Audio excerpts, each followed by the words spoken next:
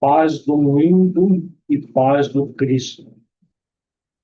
Linha de Luz 105. A paz vos deixo, a minha paz vos dou. Não vou lá dou como o mundo a dá. Jesus, João, capítulo 14, versículo 27. É indispensável não confundir a paz do mundo com a paz do Cristo. A calma do plano inferior pode não passar de estacionamento. A serenidade das esferas mais altas significa trabalho divino a caminho da luz imortal. O mundo consegue proporcionar muitos acordos e arranjos nesse terreno, mas somente o Senhor pode outorgar ao espírito a paz verdadeira. Nos círculos da carne, a paz das nações costuma representar o silêncio provisório das baionetas, a dos afastados e independentes, é a preguiça improdutiva e incapaz. A dos que se revoltam no quadro de lutas necessárias é a manifestação do desespero doentio. A dos ociosos sistemáticos é a fuga ao trabalho. A dos arbitrários é a satisfação dos próprios caprichos. A dos vaidosos é o aplauso da ignorância. A dos vingativos é a destruição dos adversários. A dos maus é a vitória da crueldade. A dos negociantes sagazes é a exploração inferior. A dos que se agarram às sensações de baixo teor é a viciação dos sentidos. A dos comilões é o repasto opulento do estômago, embora haja fome espiritual no coração. Há muitos ímpios, caluniadores, criminosos, indiferentes que desfrutam a paz do mundo. Sentem-se triunfantes, venturosos e dominadores no século. A ignorância endinheirada, a vaidade bem vestida e a preguiça inteligente sempre dirão que seguem muito bem. Não te esqueças, contudo, de que a paz do mundo pode ser muitas vezes o sono enfermiço da alma.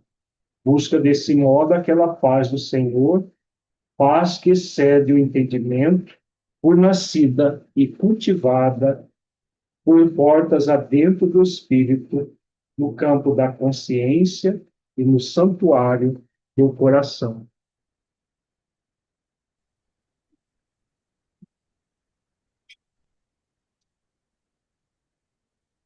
Vamos elevar os nossos pensamentos a Jesus, rogar a Ele que nos abençoe a todos e mais esta noite de estudos.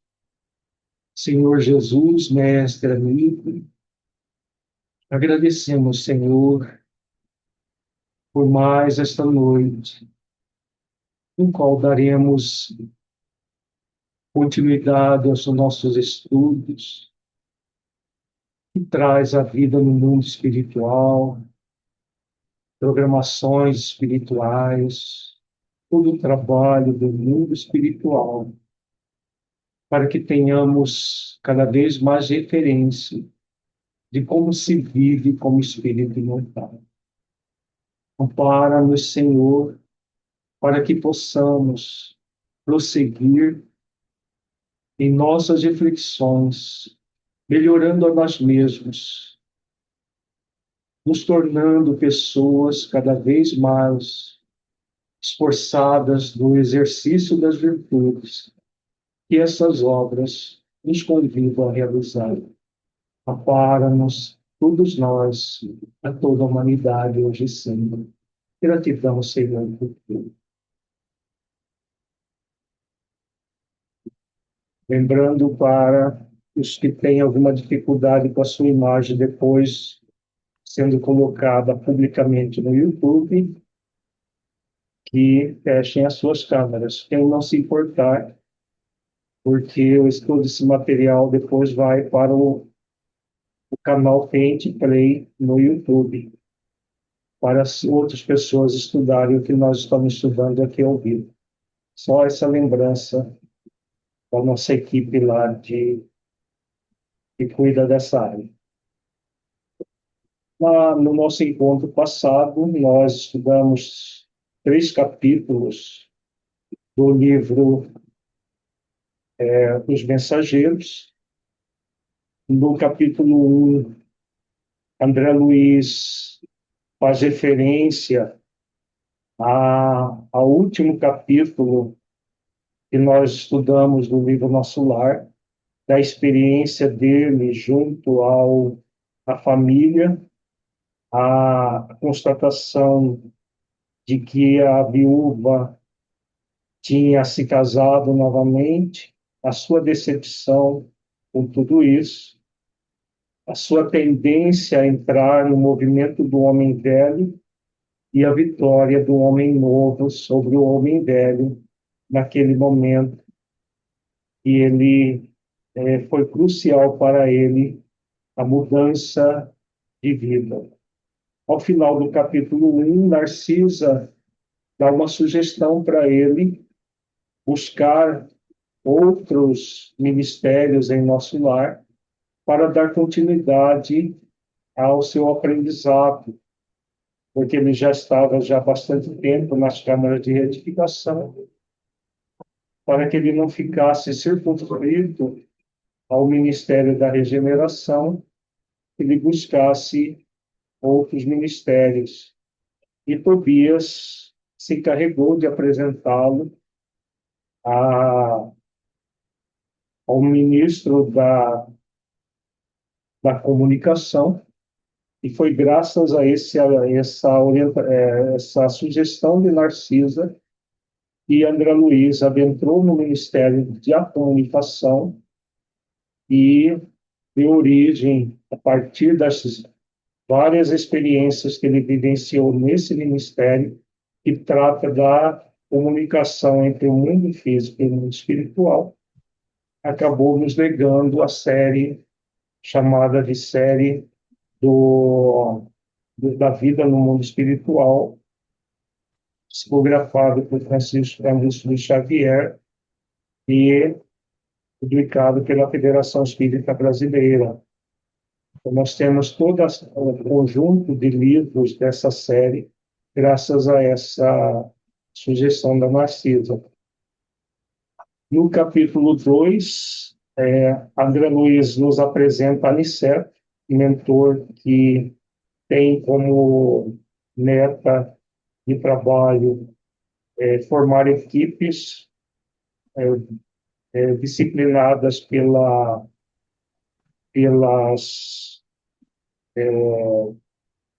agrupadas pela profissão que tiveram no mundo físico, pelas afinidades, e essas equipes são formadas para um aprendizado conjunto. O André Luiz mostrou a evolução moral de Aniceto, toda a sua forma de trabalhar, e no capítulo 3, nós estudamos no Centro dos Mensageiros. Tobias leva André Luiz até o Centro dos Mensageiros, e é um centro que, como diz Tobias, tem em todas as colônias medianas para as mais altas, centros semelhantes de formação de médiuns, doutrinadores, esclarecedores, para atividades nos centros espíritas pelo mundo afora. Mas, como diz Tobias, são muitos os que são preparados, mas são poucos aqueles que alcançam êxito no trabalho, porque a grande maioria não se dispõe a fazer os esforços necessários para para vivenciarem no mundo físico a preparação que tiveram no mundo espiritual. Então, esse capítulo todo é destinado a isso. O livro dos Mensageiros, principalmente na primeira parte, vai abordar a questão dos médiuns falidos, que foram muito bem preparados no centro dos mensageiros e que faliram no seu trabalho espiritual. Vamos agora para o capítulo 4, o caso Vicente.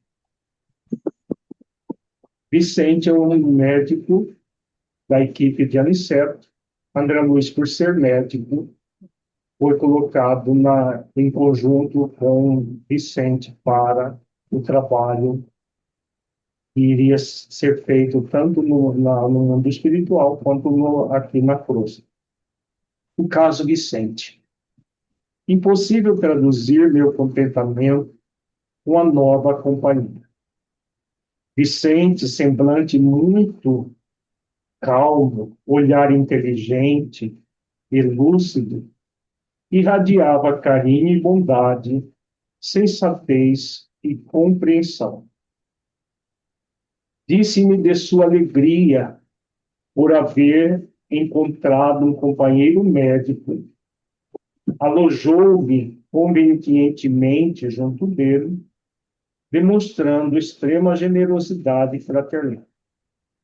Era o primeiro colega na profissão, igualmente recém-chegado das esferas da crosta, de quem me aproximava de modo direto. Trocamos ideias largamente sobre as surpresas que nos defrontavam. Comentamos as dificuldades oriundas da ilusão terrestre, a miopia da pequena ciência, os problemas profundos e sedutores da medicina espiritual. Vicente, conquanto não houvesse feito ainda qualquer visita ao plano dos encarnados, em caráter de serviço, admirava Aniceto extraordinariamente e punha-me ao corrente dos estudos valiosos a que se entregava junto dele. Estava cheio de conceitos entusiásticos. Em pouco mais de uma hora, nossa intimidade semelhava-se ao sentimento de dois irmãos unidos, desde muito, por laços espirituais. O novo companheiro conquistara-me infinita confiança. Evidenciando minha delicadeza, indagou da minha posição perante os parentes terrestres, ao que respondi com a história resumida de minha singular aventura ao conhecer as segundas núpcias de minha viúva. Imprimi toda a ênfase possível ao meu relatório verbal, sensibilizando-me profundamente no curso da narrativa. Em cada pormenor culminante dos fatos, detinha-me de propósito, salientando meus velhos sofrimentos e relacionando os dissabores que me pareciam insuperáveis. Vicente ouviu silencioso, sorrindo a intervalos. Quando terminei a comovida exposição, ele pôs-me a destra no ombro e murmurou: não se julgue desventurado e incompreendido. Saiba, meu caro André, que você foi muitíssimo feliz. Como assim? Sua Zélia respeitou o companheiro até o fim. E o segundo matrimônio, em tais circunstâncias, não é de admirar. No meu caso, porém, a coisa foi muito pior. E, dado meu justo espanto, o novo amigo continuou: explico-me. Meditou alguns instantes, como quem alinhava reminiscências, e prosseguiu. Não pode você imaginar como foi intenso o sonho de amor do meu casamento. Logo após a aquisição do diploma profissional, aos 25 anos, esposei Rosalinda, exultante de ventura. Não levava a esposa tão somente uma situação material confortadora e sólida no terreno financeiro, mas também os meus tesouros de afeto e devotamento. Minha felicidade não tinha limites. Em pouco tempo, 2 filhinhos enriqueceram-me o lar ditoso. Meu bem-estar era inexprimível. Em virtude das reservas bancárias, não me especializei na clínica, consagrando-me, todavia, apaixonadamente ao laboratório. Atendendo aos meus pendores, não me foi difícil atrair a confiança de numerosos colegas e vários centros de estudos, multiplicando pesquisas e resultados brilhantes. E Rosalinda era a minha primeira e melhor colaboradora. De quando em quando, notava-lhe um enfado no trato com os tubos de ensaio, mas minha esposa sabia então calar as contrariedades pequeninas a favor da nossa felicidade doméstica. Parecia compreender-me integralmente. Era aos meus olhos a mãe dedicada e companheira sem defeitos. Contávamos 10 anos de ventura conjugal quando meu irmão, Eleutério, advogado, solteiro, algo mais velho que eu, deliberou localizar-se junto de nós. Rosalinda foi inexcedível em atenções, considerando que se tratava de pessoa de minha família. Eleutério entrou em nossa casa como irmão. Embora residisse em hotel, compartilhava dos nossos serões caseiros, sempre bem posto e interessado em agradar. Observei desde então que minha mulher se modificava pouco e a pouco. Exigiu fosse contratado um auxiliar que a substituísse nos meus serviços, alegando que os nossos filhinhos não dispensavam assistência maternal mais assídua. A não insatisfeito, tratava-se afinal de providência interessante ao bem-estar de nossos filhos. Contudo, a transformação de Rosalinda assumiu um caráter impressionante. Passou a não comparecer ao laboratório, onde tantas vezes nos abraçávamos alegremente ao vermos coroadas de êxito nossas pesquisas mais sérias. Preferia o cinema ou a estação de repouso, em companhia de Eleutério. Isso me entristecia bastante, mas eu não poderia desconfiar da conduta de meu irmão. Fora sempre criterioso em família, não obstante ousado e filaucioso nas atividades profissionais. Minha vida doméstica, antes tão feliz, passou a ser de solidão assaz amarga, que eu tentava iludir com trabalho persistente e honesto. Assim corriam as coisas quando singular transformação me alterou a experiência. Pequena borbulha na fossa nasal, que nunca me trouxera incômodos de qualquer natureza, depois de levemente ferida, tomou caráter de extrema gravidade. Em poucas horas declarou-se a septicemia. Reuniram-se colegas em verdadeira assembleia junto de meu leito, e fez, todavia, todos os cuidados, anuladas as melhores expressões de assistência. Compreendi que o fim se aproximava rápido. Rosalinda e Eleutério pareciam consternados, e até hoje guardo a impressão de rever-lhes o olhar ansioso no momento em que a neblina da morte me envolvia os olhos materiais. Nessa altura, Vicente fez longo estacado, que tem nota da editora neologismo, provavelmente do italiano staccato, separado, estacado, figuradamente suspense, pausa. Fez longo estaccato como a fixar reminiscências mais dolorosas, e continuou menos vivaz. Depois de algum tempo de tristes perturbações nas zonas inferiores, quando já me encontrava restabelecido em nosso lar, certifiquei-me de toda a verdade. Voltando ao lar terreno, encontrei a grande surpresa. Rosalinda havia desposado Eleutério em segundas núpcias. Como são idênticas as nossas histórias, exclamei impressionado. Isso é que não, protestou a sorrir. E continuou. Outra surpresa me dilacerava o coração.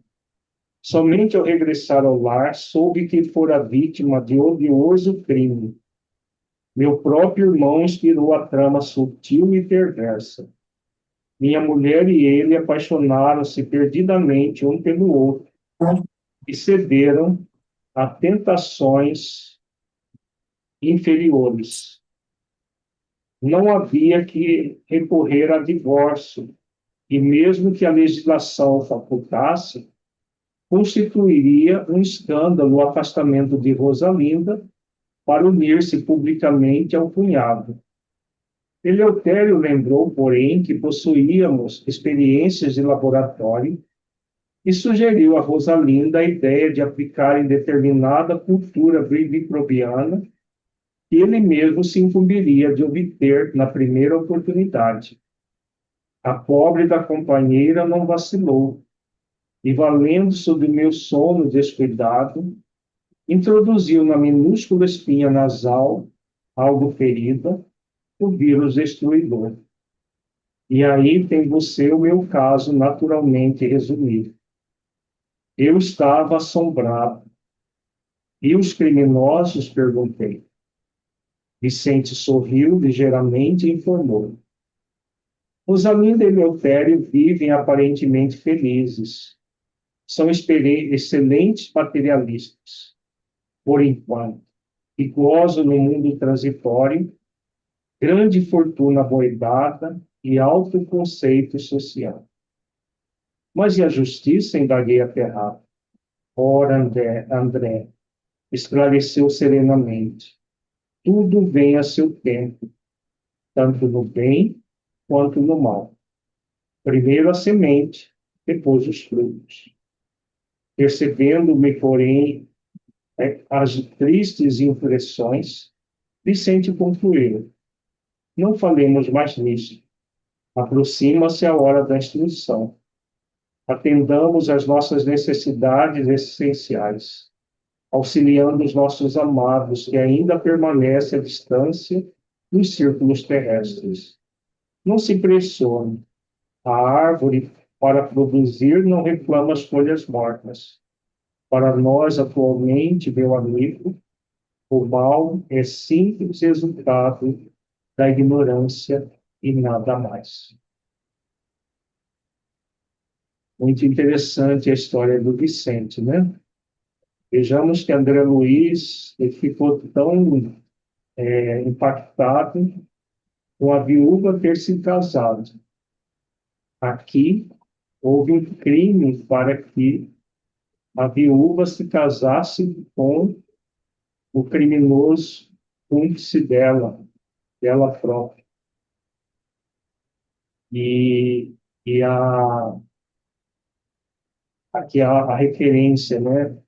O materialismo, o utilitarismo, o hedonismo produz situações como essas. Chegar ao crime, o irmão matar o próprio irmão, usando como cúmplice a esposa do irmão. E como ele diz aqui, né? O mal é simples resultado da ignorância e nada mais. Quando André Luiz fala da justiça, né? Que justiça que vai ter na Terra para um assassino e uma assassina nesse nível de sofisticação do assassinato? Nenhuma. Na Terra não é possível haver justiça numa situação assim. Porque, para todos os efeitos, o Vicente morreu de morte natural. Foi assassinado. Ele morreu de uma doença. Provavelmente que ele, teoricamente, tinha contraído no próprio laboratório que ele trabalhava. Agora, para a justiça divina que está na própria consciência, por meio da própria lei de justiça, como ele diz aqui, há tempo de semear e tempo de colher. A lei de justiça traz como braço de aplicação a lei de causa e efeito. Ninguém que cometa uma injustiça do ponto de vista de Deus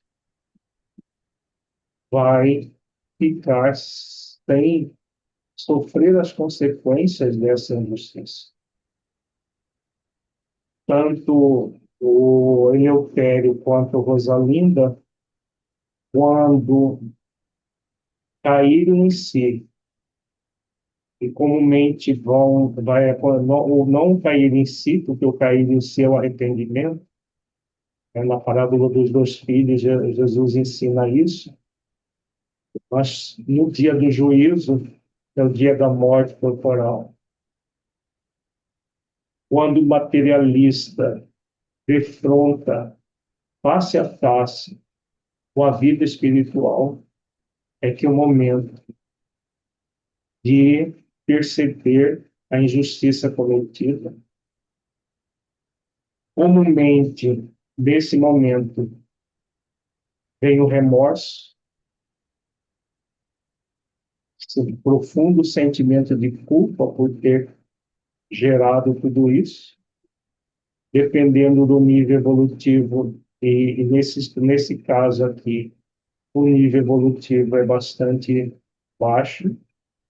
O espírito ou ele vai para regiões trevosas, ou ele vai para a região umbralinas, até que ele esteja em condições de ser socorrido, né? Quando há o arrependimento, ao socorro. E aí todo um processo de reparação, de expiação e de reparação vai ser, vai acontecer para um casal que age nesse nível de desamor.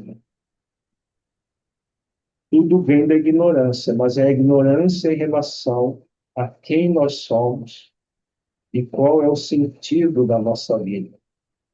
Né? Porque todos nós somos espíritos imortais, criados por amor, pelo amor de Deus, para que nós manifestemos o amor de Deus no universo, e cumprindo a lei maior, né? Amor, justiça e caridade, agindo dessa forma conosco e com o nosso próximo. E quando nós nos negamos a agir assim, o resultado é mau uso do livre-arbítrio, que, como nós estamos vendo aqui, do Eleutério e da Rosalinda, mas sempre com as consequências que não é para punir o espírito, como muitas vezes nós pensamos, né? É para educar o espírito. Porque na hora que eles receberem de volta os efeitos das causas é, realizadas, eles vão aprender que não se deve fazer aquilo que fizeram. Alguma outra reflexão mais? Perguntas sobre Cristina? Pode falar. Oi, boa noite a todos. Lília, eu estava aqui refletindo em relação a esse caso, né? Então, por exemplo, essas pessoas, lógico, vão chegar num ponto que vão para a região umbralina ou trevosas, ou o que for, e vai chegar um ponto de arrependimento, né? Mas mesmo com este arrependimento, pode ser ajudada, né, pela equipe espiritual, mas no caso de um reencarne, esse processo todo ainda é, é, fica, vou botar assim, fica de uma forma como se fosse um bloqueio energético, né? E aí essas tendências de culpa, muitas coisas que às vezes a gente sente, né? Às vezes desde criança já sente culpa, ou já sente um processo assim que é difícil, de um conflito interior. é, a gente sabe que vem desses atos, né, para poder. Queria que você expandisse um pouquinho para a gente sobre isso. Quer dizer, a gente sempre tem essa possibilidade de arrependimento, e aí chegar e tudo bem, a reparação, mas isso vem sem culpa nenhuma, ou isso através, como a gente vê em muitos casos, onde esse conflito a gente parece que tem dentro da gente e é relacionado e tendências e tendências de culpa que são relacionados a esses atos passados, né, que a gente tem.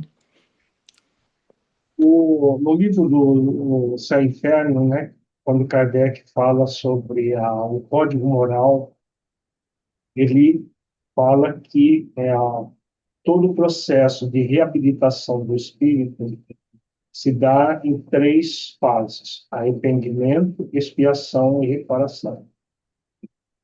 O arrependimento é aquele momento que o espírito reconhece o erro praticado, reconhece que não deveria ter agido como agiu, mas aceita que agiu de forma equivocada, reconhece o erro, se arrepende dele, e aí ele vai expiar. Expiar é um processo de extrair A pureza. em si mesmo a pureza, as virtudes que ele não quis. Vamos pegar esse quadro aqui, esse Eleutério, o esposo, o irmão do esposo da a Raulinda, né? Uhum. A aprovação dos dois, tanto do irmão mais velho quanto dela, era resistir a essa paixão. Mesmo que eles se apaixonaram, era para resistir à paixão e manter ela fiel ao casamento e ele fiel Ao à irmão. fraternidade com o irmão, né? A Uhum. Rosalinda e o Eleutério. Em vez de... porque isso era uma prova para os dois e para o Vicente também. Provavelmente esse drama passional muitas vezes vem até de existências anteriores, Uhum. para que haja uma resistência. Só que o que acontece? Para haver resistência é necessário extrair a pureza, fazer o exercício de desenvolvimento de virtudes. E eles não se dispuseram a exercitar essas virtudes. Deram vazão aos movimentos egóicos de orgulho e egoísmo. Simplesmente tinha obstáculo, que na visão deles era um obstáculo, eles simplesmente se livraram do obstáculo, como diz o Vicente, como bons materialistas que eram. Então, em vez de resistir, eles estão na categoria de reprovados espiritualmente. Uma vez desencarnados, né, depois da morte do corpo físico, não necessariamente desencarnados, mas o corpo físico morto, todas essas consequências fazem com que o espírito gradualmente seja encaminhado ao arrependimento. Ou não, porque Uhum. nós vimos o caso do irmão do pai de André Luiz, que sem arrepender-se, sem nem ter consciência do que estava acontecendo com ele já veio para a reencarnação. Esse não é uma regra geral, né? Porque tem as exceções. Depende da condição psíquica, emocional, espiritual do próprio espírito, do nível evolutivo dele. Porque pode acontecer no caso desse, os dois virem para a reencarnação sem nem ter consciência da própria realidade que vivencia. Vai depender da história de cada um. Mas vamos supor que se arrependeram e aí vão acolhidos numa colônia espiritual e depois vem para a reencarnação, uma reencarnação programada. Então, quando o espírito vem para uma reencarnação programada e tudo, ele vai lidar com as provas da atual existência e as reminiscências das existências anteriores. As provas da atual existência vão acontecer na nova personalidade do espírito. Então, nós somos espíritos imortais e vamos ter várias existências. Cada existência nós vamos ocupar uma personalidade naquela existência. Agora, o que acontece com o nosso passado? O nosso passado ele está vivo no nosso presente, não as ações, os sentimentos vinculados ao passado. Na psicologia, nós chamamos isso de subpersonalidades. Podemos chamar de tendências que nós trazemos do passado. Muitas vezes, quando nós estamos na personalidade, vivendo a personalidade atual, nós, muitas vezes, mesmo que já estejamos arrependidos, podemos mergulhar em processos de culpa. De onde vem essa culpa? De experiências passadas em outras existências. De crimes como esses da Rosalinda e do Eleutério. Crimes cometidos sem ter sido justiçados, sem passar por nenhuma sanção, nenhuma punição da justiça humana, mas está tudo na consciência. Todos os crimes que nós cometemos ficam na consciência. Consciência no sentido de que nós temos consciência deles. E ficam gerando bloqueios energéticos no nosso espírito. E aí o que vai acontecer? O espírito pode mergulhar na culpa e ficar estagnado, porque a culpa é um processo de preguiça moral, porque ela é formada de auto-julgamento, autocondenação e autopunição. Então, ele fica na culpa, no remorso, que é uma culpa mais intensa, e fica ali, estagnado.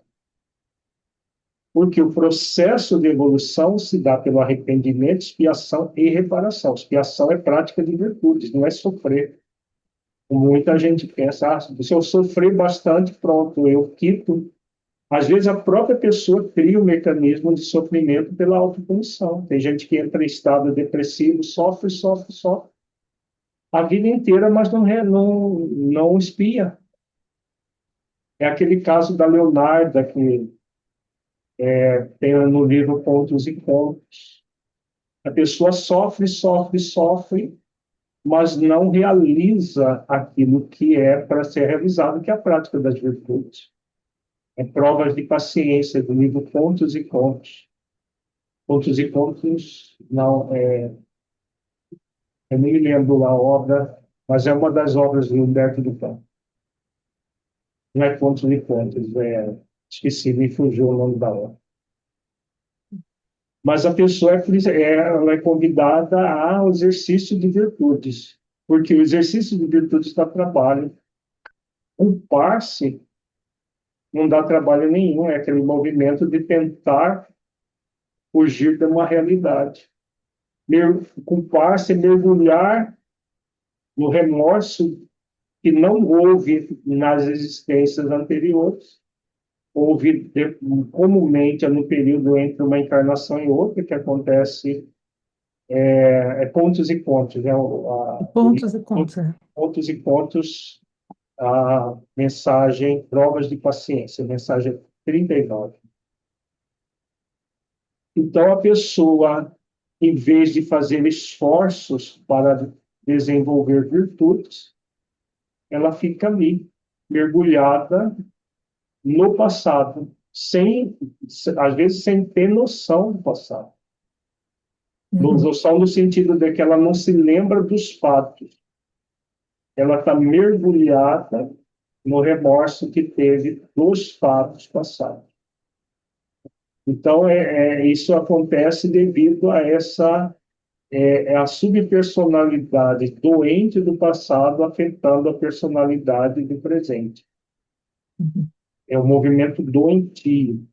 pode levar a doenças mentais, como depressão e outras doenças físicas, até câncer. Ah, já tem evidências que a pessoa que cultua a culpa, assim como o ressentimento, pode produzir câncer no seu corpo. Doenças graves podem ser produzidas pelo mecanismo autopunitivo. Então, o convite não é de se punir, é de se reeducar.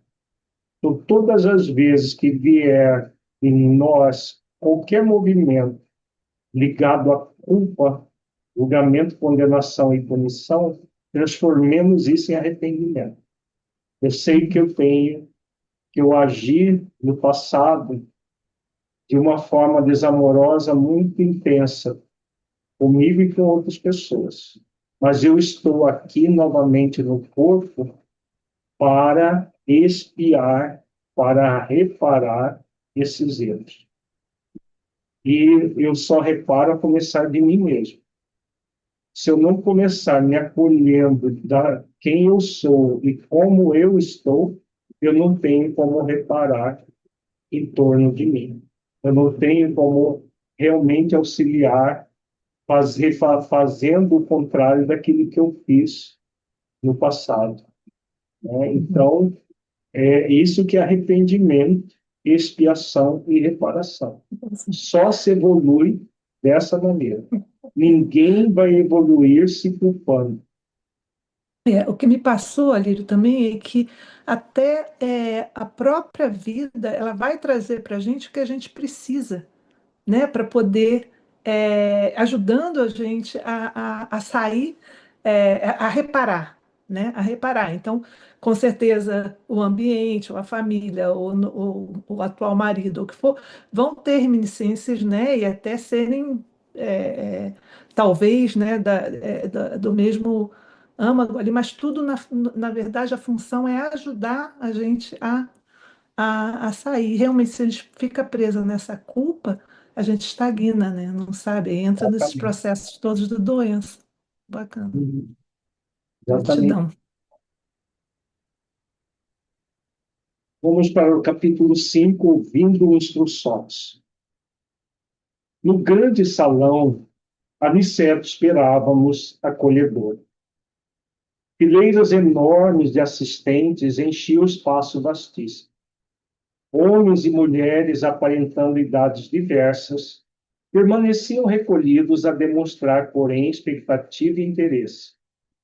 Hoje, explicou o nosso orientador, dirigindo-se a Vicente de maneira particular, teremos a palavra de Telésforo, antigo lidador da comunicação, que pediu a presença de todos os aprendizes do trabalho de intercâmbio entre nós e os irmãos encarnados. Sentamo-nos confortavelmente, aguardando por nossa vez. Daí a minutos, Telésforo penetra no recinto, sob harmoniosas vibrações de simpatia geral. Aniceto e outros instrutores instalaram-se ao lado dele, em torno da mesa nobre, onde se localizava a direção da Assembleia. Após saudar a assistência numerosíssima, formulando votos de paz e incentivando-nos ao testemunho redentores, Telésforo atingiu o assunto principal que o levara até ali. Agora, disse com autoridade e sem afetação, conversaremos sobre as necessidades da representação de nossa colônia nos trabalhos terrestres. Ali se encontram companheiros fracassados nas intenções mais nobres, irmãos outros desejosos de colaborar nas tarefas que condizem com as nossas responsabilidades atuais. Referimos-nos às laboriosas atividades da comunicação no plano carnal. Vemos nesta reunião grande parte dos cooperadores de nosso lar que faliram nas missões da mediunidade e da doutrinação, bem como outros muitos colegas que se preparam para provas dessa natureza nos círculos da crosta. Nossa repartição vem promovendo um grande movimento de auxílio a irmãos encarnados e desencarnados, que se revelam incapazes de qualquer ação além da superfície terrestre. Nossa tarefa é enorme. Precisamos disseminar ensinamentos novos relativamente à preparação dos que habitam nossa colônia, considerando os esforços e realizações do presente e do porvir. É indispensável socorrer os que se enfrentam corajosos às profundas transformações do planeta. As transições essenciais da existência da Terra encontram a maioria dos homens absolutamente distraído das realidades externas.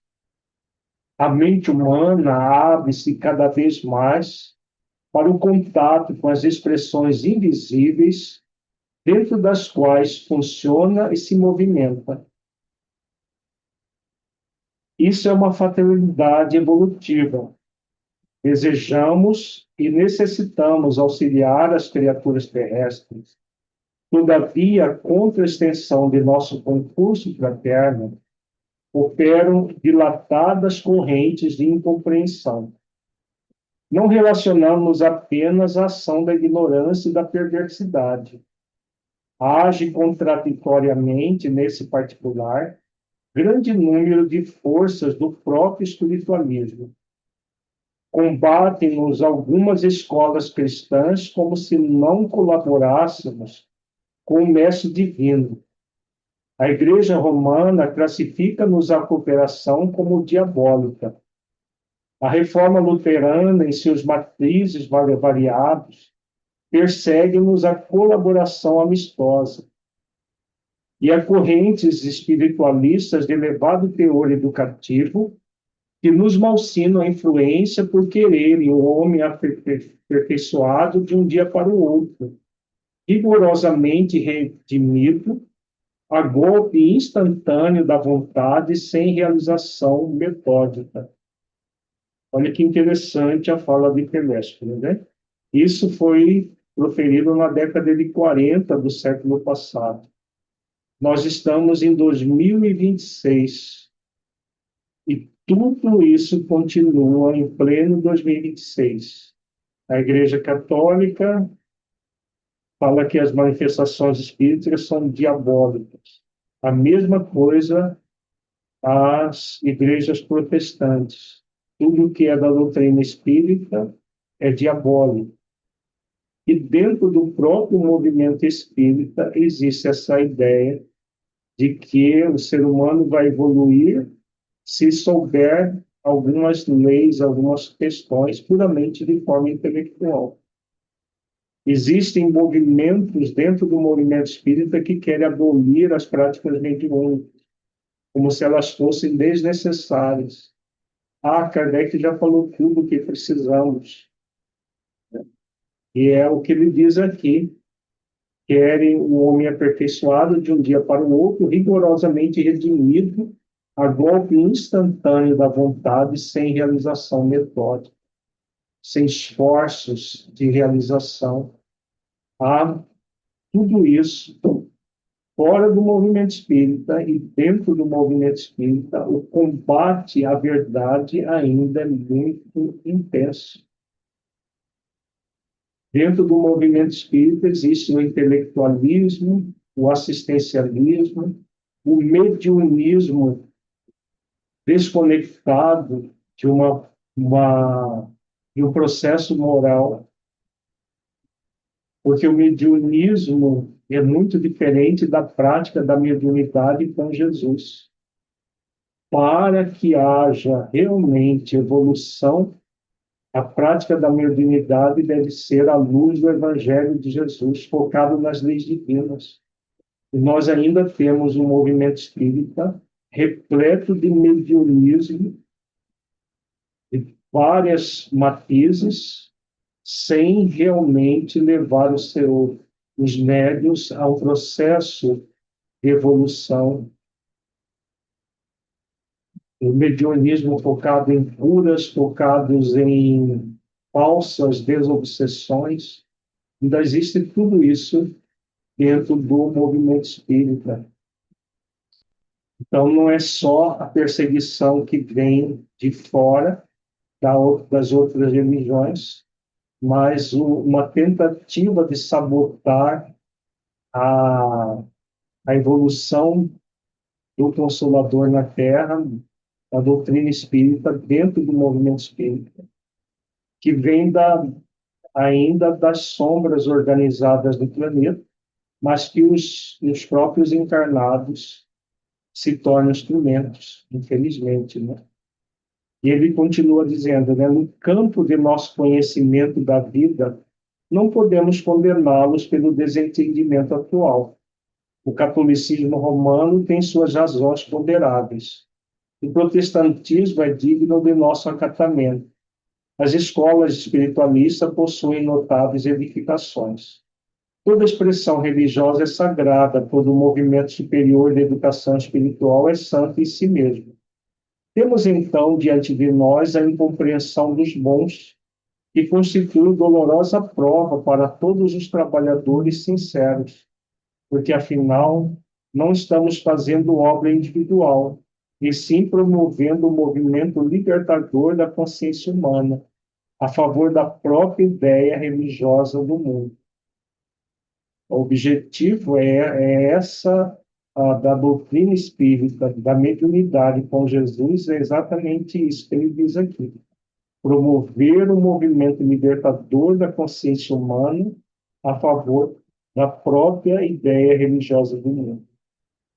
Sacerdotes e intérpretes dos núcleos organizados da religião e da filosofia não percebem ainda que o espírito da revelação é progressivo, como a alma do homem. As concepções religiosas se elevam com a mente da criatura. Muitas igrejas não compreendem, por enquanto, que não devemos espalhar a crença nos tormentos eternos para os desventurados, e sim a certeza de que há homens infernais criando infernos para si mesmos. Não podemos, porém, perder tempo no exame da teimosia alheia.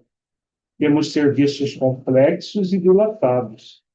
E, como dizíamos, a humanidade terrena aproxima-se dia a dia da esfera das vibrações dos invisíveis de condição inferior, que a rodeiam em todos os sentidos.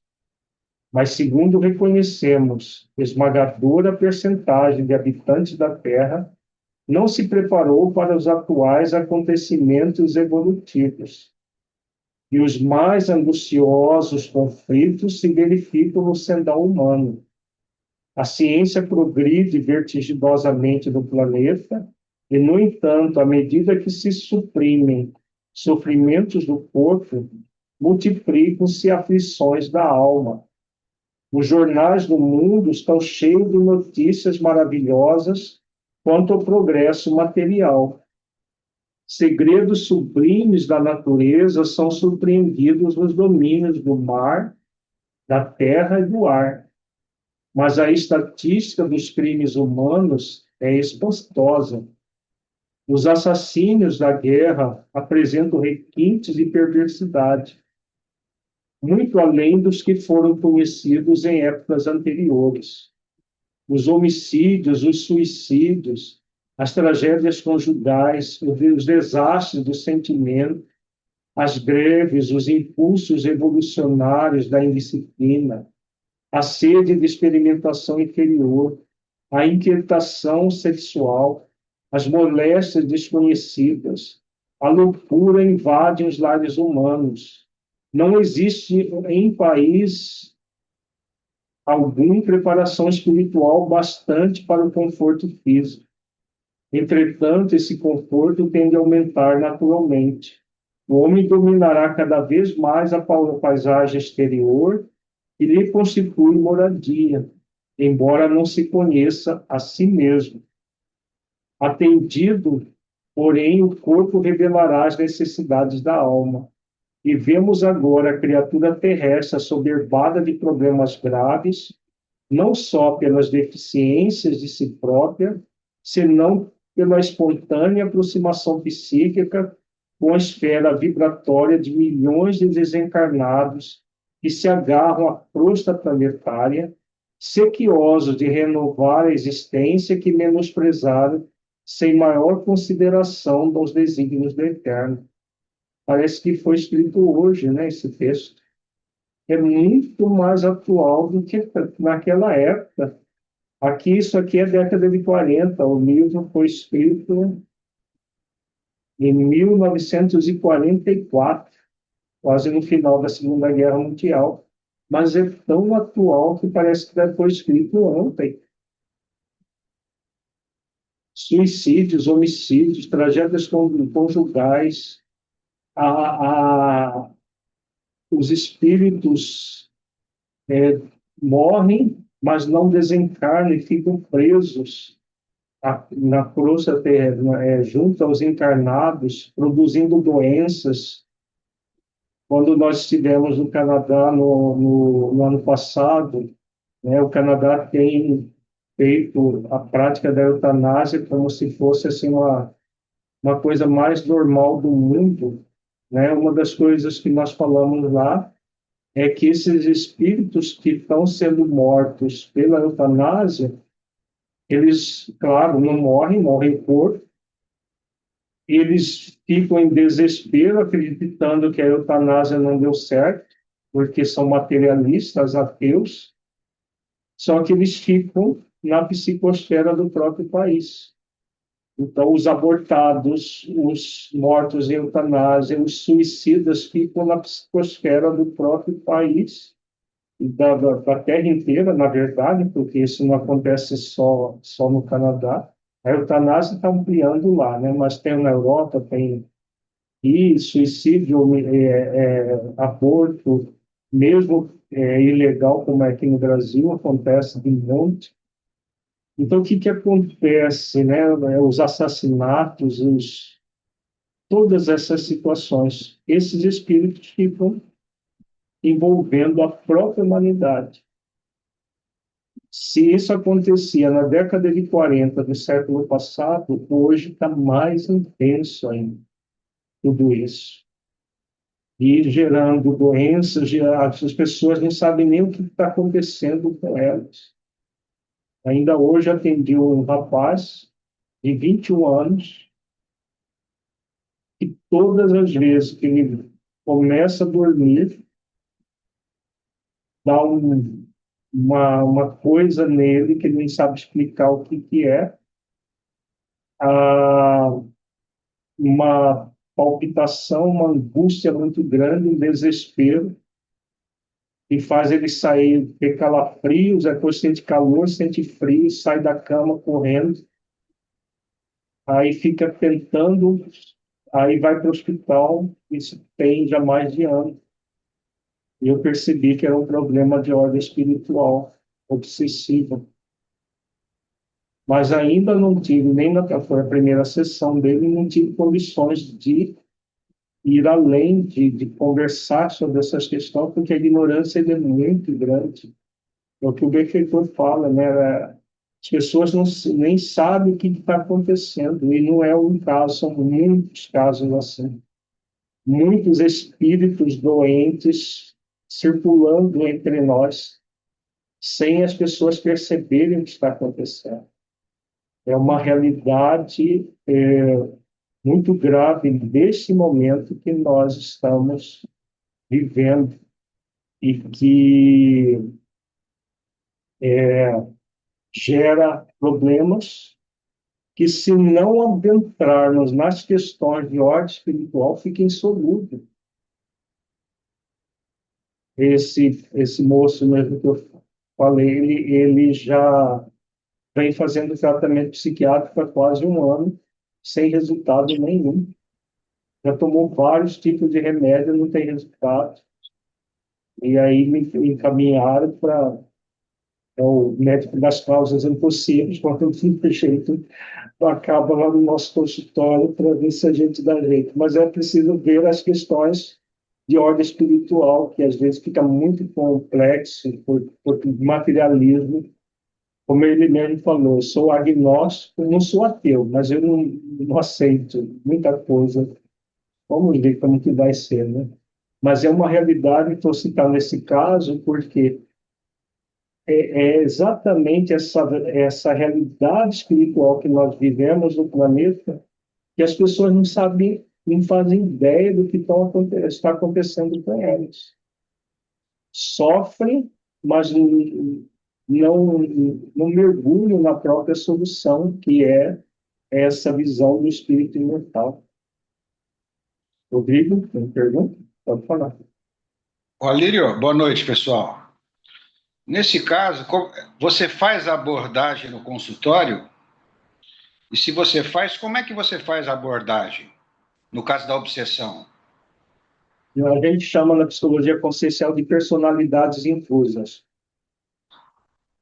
Então, mais para frente eu vou abordar essa questão com ele, porque ficou nítido que é o processo. Ele tem pesadelos sendo perseguidos desde criança. Mas não sabe de onde que vem esse pesadelo. É nítido que é um processo de ordem obsessiva. Na psicologia consciencial, como uma visão espiritualista da vida, a gente trabalha as personalidades intrusas.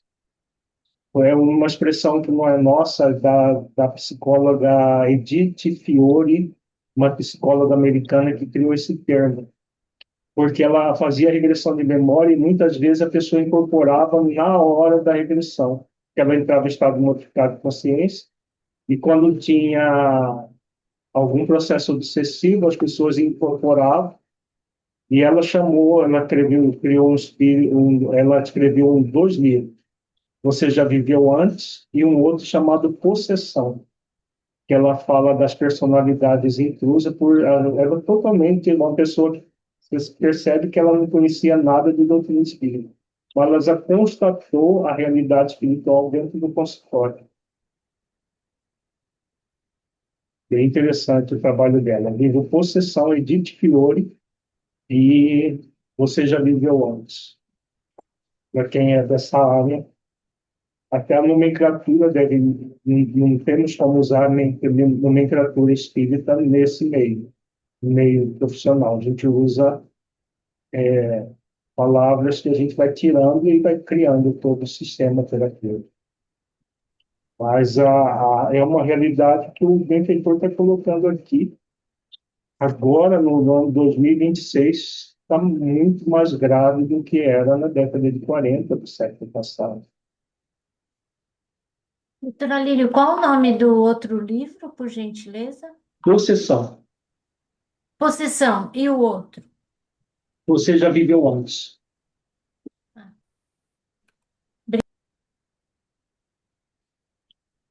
Continuando aqui. A rigor, também nós compreendemos que os serviços de comunicação no mundo deveriam realizar-se apenas no plano da inspiração divina para os círculos terrenos, do superior para o inferior.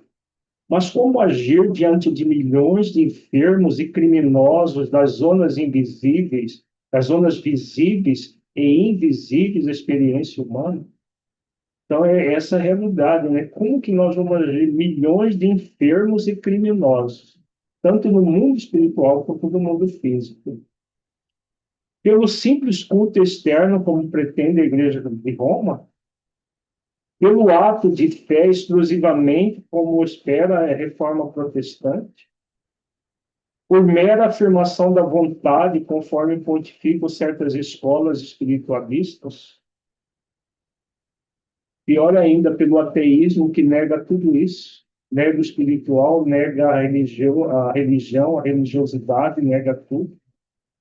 Não podemos, no entanto, circunscrever apreciações da visão unilateral do problema. Concordamos que a reverência ao Pai, a fé e a vontade são expressões básicas da realização divina no homem. Mas não podemos esquecer que o trabalho é necessidade fundamental de cada espírito. Que outros irmãos nossos perseverem tão somente nas especulações teológicas, encarecemos, porém, o serviço do Senhor, como se faz indispensável. A humanidade terrena atualmente é como um grande organismo coletivo, cujas células, que são as personalidades humanas, se envolvem no desequilíbrio entre si, em processo mundial de reajustamento e redenção. Veja aqui que parágrafo, né? Ele está falando de hoje. Era da década de 40, mas hoje está muito mais real isso aqui. A humanidade terrena atualmente é como um grande organismo coletivo, cujas células, que são as personalidades humanas, se envolvem no desequilíbrio entre si, em processo mundial de reajustamento e redenção. Por isso, o sofrimento amplia cada vez mais. E nessas condições espirituais que o planeta está, a tendência é chegar no auge, é aquilo que está lá no Livro dos Espíritos. Quando é que as pessoas vão se voltar ao bem?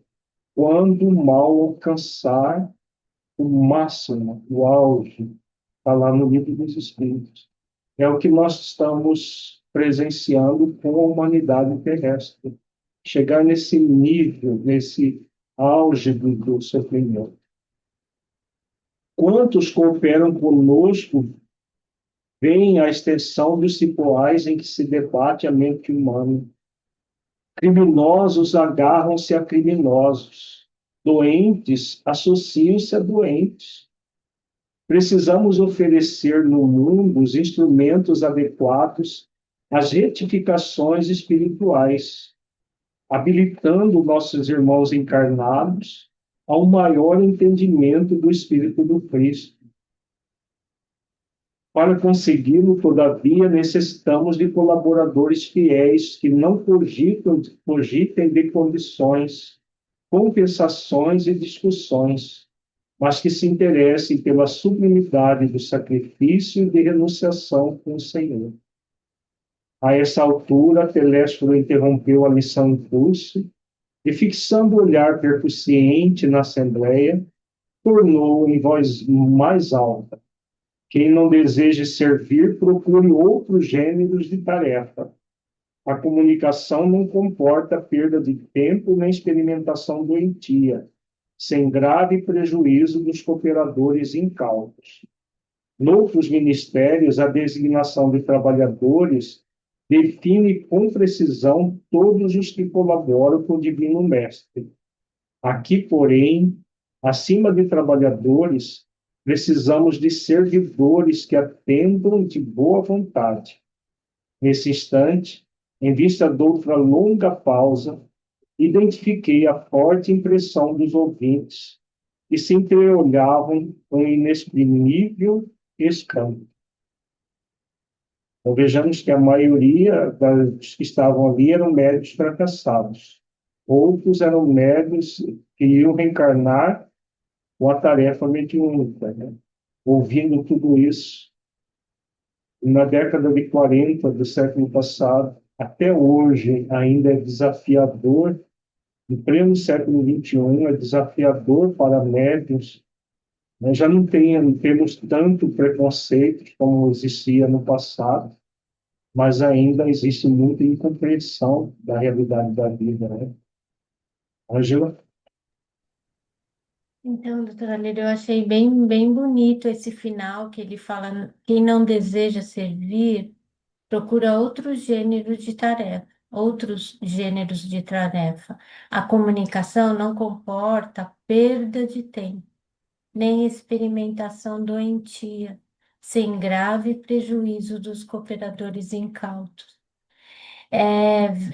Tem muito a ver, eu acho, com o parágrafo lá de cima, quando ele fala: não podemos, porém, perder tempo no exame da teimosia alheia.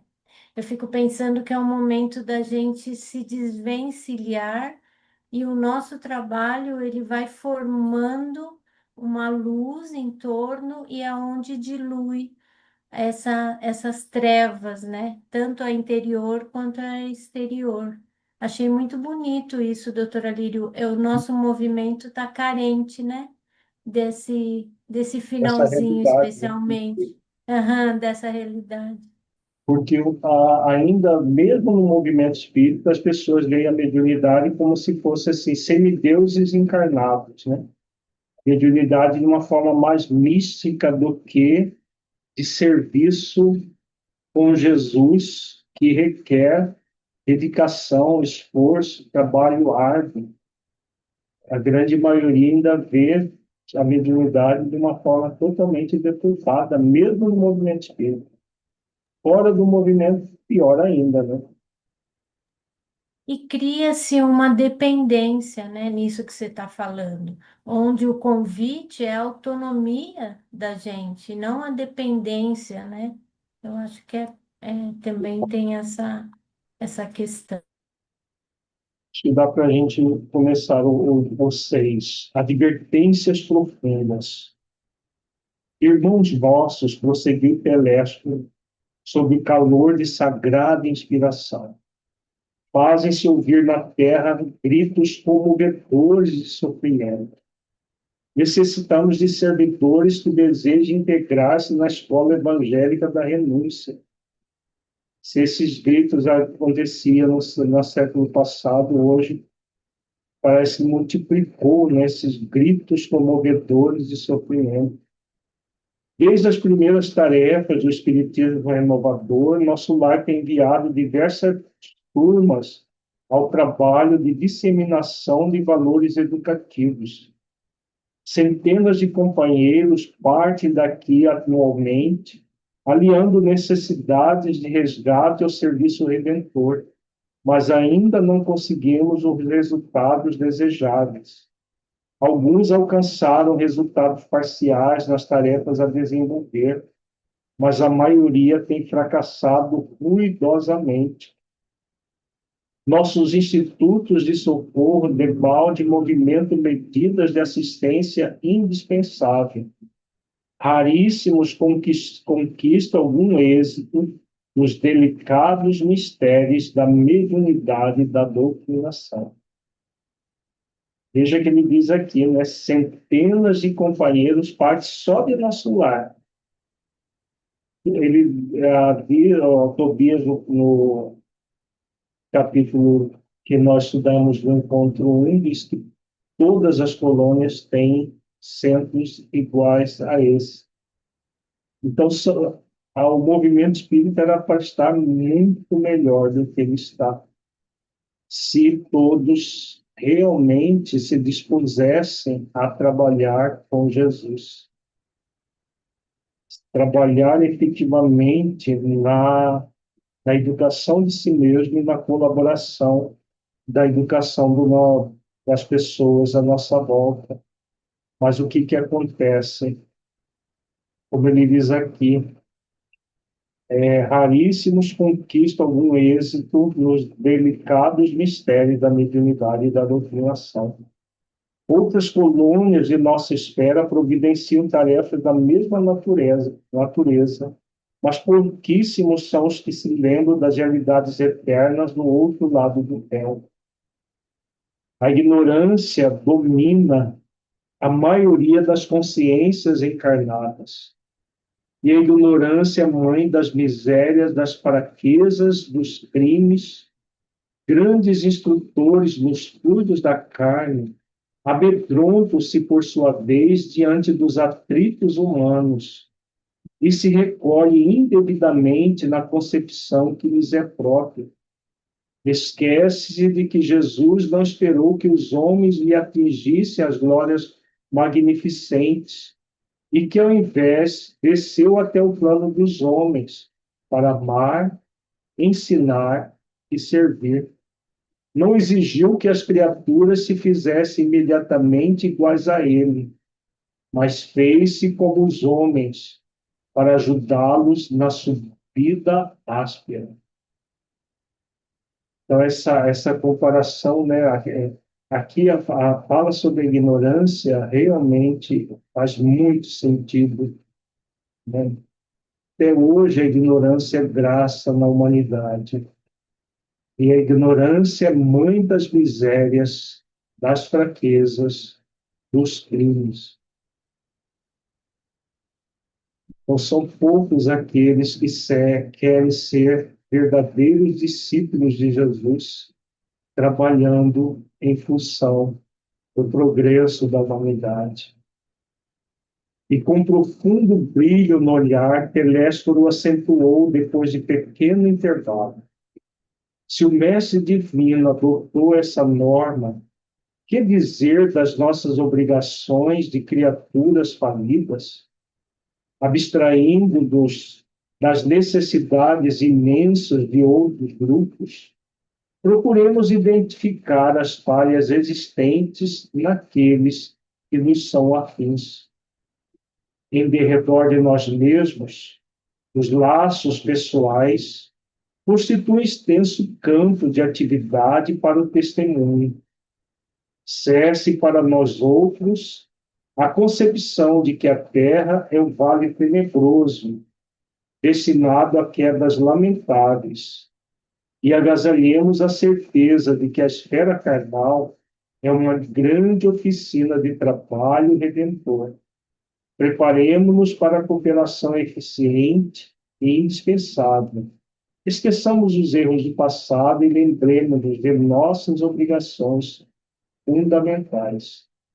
Aqui uma alusão muito significativa, né, daquela ideia. A terra é um vale de lágrimas, é uma penitenciária, é uma prisão, é um hospital. Vejamos que ele chama aqui a esfera carnal é uma grande oficina de trabalho redentor. Então, o grande objetivo da vida no planeta, a vida humana encarnada, é de redenção, de reparação dos erros cometidos em existências anteriores. Por isso, o foco é no dever consciencial e não nos erros do passado. É aquilo que nós estávamos refletindo na primeira pergunta da Cristina. Ficar focado na culpa dos erros do passado só gera estagnação. Compromisso é com o dever consciencial de reparar, agir de forma amorosa, agir de acordo com as leis divinas que estão na nossa consciência. A causa geral dos desastres mediúnicos é a ausência da noção de responsabilidade e da recordação do dever a cumprir. Então, exatamente isso. A responsabilidade. Muitos falam que a gente esqueceu o passado. Não é o esquecimento. É essa ausência da noção de responsabilidade e da recordação do dever a cumprir. Se nós somos espíritas e temos a teoria da doutrina espírita, precisa de saber os detalhes do passado para agir de forma presente? Não precisamos. Basta saber que boa coisa, basta perceber as nossas tendências para saber que boa coisa nós não fizemos no passado. Se formos lembrar de tudo do passado, vai ser terrível. É uma verdadeira bênção o esquecimento do passado. Então, só deve ser lembrado em situações terapêuticas com bastante controle. Não é o passado, a lembrança do passado que gera problemas. É a falta de responsabilidade e do dever consciencial, do exercício dessas duas virtudes. Ângela? No parágrafo anterior, que ele fala da ignorância, que é a mãe das misérias, das fraquezas e crimes, ele não está se referindo à ignorância do não saber, do falta de conhecimento, não é isso? Se for levar em consideração o movimento espírita, sim, né? Porque no movimento espírita, aqueles que estudam a doutrina espírita já superaram a ignorância do não saber. Mas fora desse meio, perdura os 3 níveis de ignorância. Ele me falou dos católicos que, mesmo com boa vontade, ainda ignoram totalmente o intercâmbio entre o mundo físico e o mundo espiritual. Então, é ignorância total. Ainda a graça, uma ignorância da humanidade, mesmo dentro do movimento espírita, são poucos aqueles que estudam a doutrina espírita para valer. Mesmo a ignorância do não saber, ainda no movimento espírita, não foi suplantado pela grande maioria. A maioria frequenta a frente espírita tomar passe, só receber. Frequenta o centro 20, 30 anos para tomar passe, não para estudar, para se aprimorar.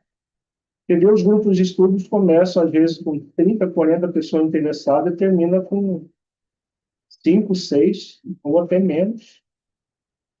Vai lá no Fiente Play do Projeto Espiritizar, o primeiro vídeo de todos os seminários tem um número de pessoas que assistem.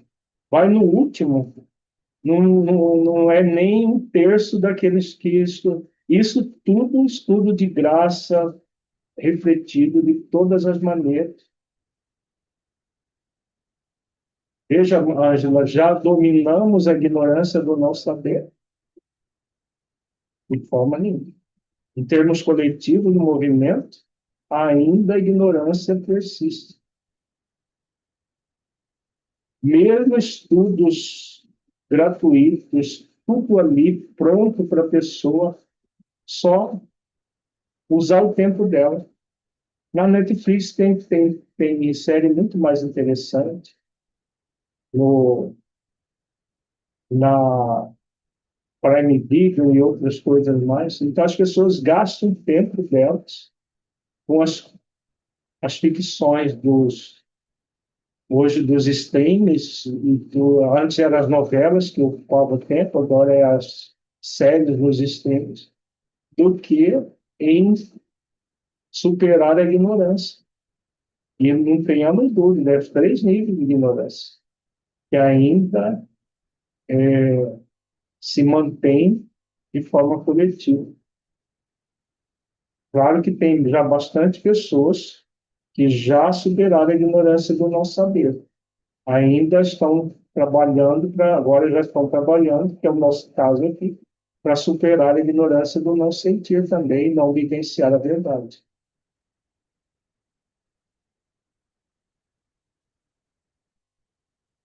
Seria interessante se a realidade não fosse dessa forma, mas ainda é. Mesmo em 2026, muitos anos depois desse, quase 80 anos depois disso, essa realidade ainda persiste.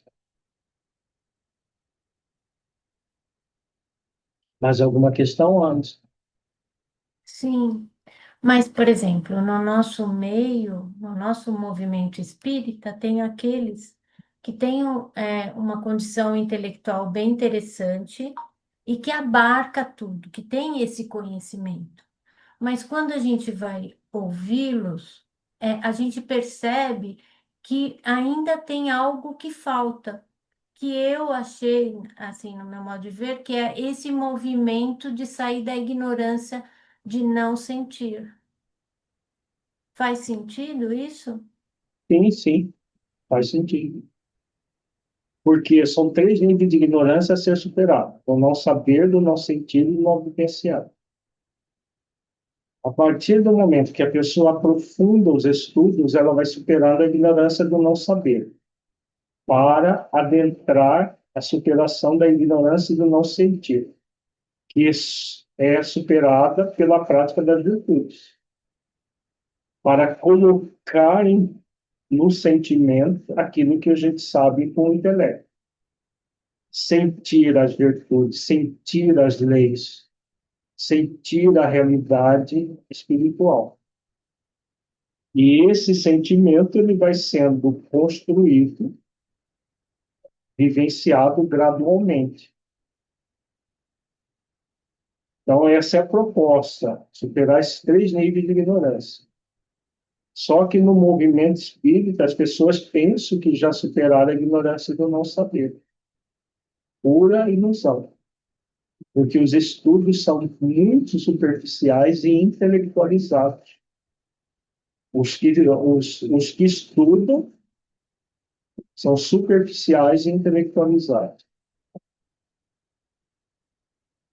O estudo mais profundo ainda é para poucos. Tem gente que estuda, faz um curso do Livro dos Espíritos, 6 meses. Já acha que domina todo o Livro dos Espíritos. Faz estudo, tem proposta de estudo das obras básicas das 5 em 2 anos.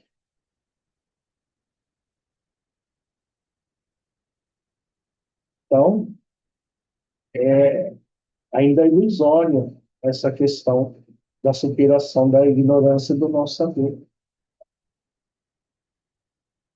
Vamos encerrar por aqui, porque o próximo parágrafo é muito profundo e não vai dar tempo da gente refletir.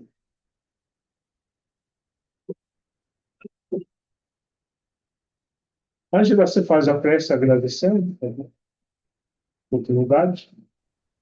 Faço sim. Então, nós vamos unindo os nossos corações, os nossos pensamentos e agradecendo ao Pai por essa rica oportunidade, onde temos condições de estudar, refletindo de uma forma bem profunda e buscando paulatinamente trazer tudo isso para dentro das nossas vidas. A Jesus, nosso Mestre, o nosso muito obrigado e pedimos para que continue conosco, nos estimulando, nos fortalecendo, para que a gente continue nesse caminho do aprendizado com Jesus, nesse aprendizado sincero e amoroso. Que Deus nos abençoe e continuemos juntos, cada um na sua individualidade, buscando a compreensão, para que juntos a gente possa alçar voos bem maiores. Que Deus abençoe, doutora Lírio, a todos nós e que tenhamos uma excelente noite. Que assim seja. Boa noite, gente. Uma boa noite para todos nós, muita paz e até semana que vem. Boa noite. Boa noite, boa noite.